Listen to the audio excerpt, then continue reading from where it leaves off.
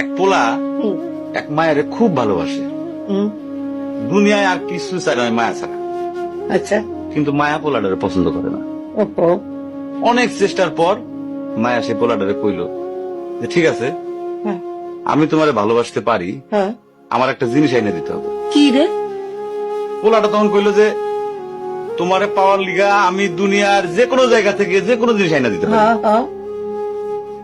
মায়েরা তখন কইল তুমি তোমার মায়ের কইলজাটা আমার আইনা কি ক- কি ক- কি কি- কি- মনে হয় না। কি গল্প শোনালি দিদু?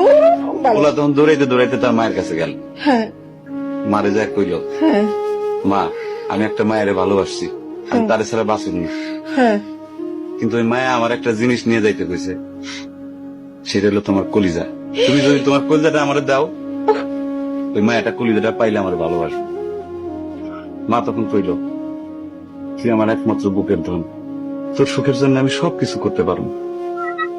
পরে মা বুকটা ফাইরা কলিজাটা বাইর করে পোলার হাতে দিল। আরে মা।